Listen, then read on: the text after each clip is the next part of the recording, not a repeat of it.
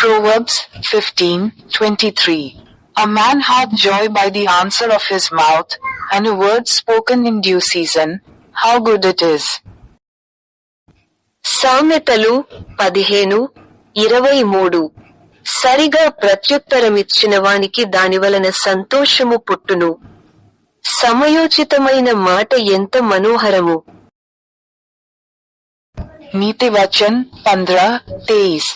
सज्जन उत्तर देने से आनंदित होता है, और अवसर पर कहा हुआ वचन क्या ही भला होता है. സദൃശവാക്യങ്ങൾ 15:23.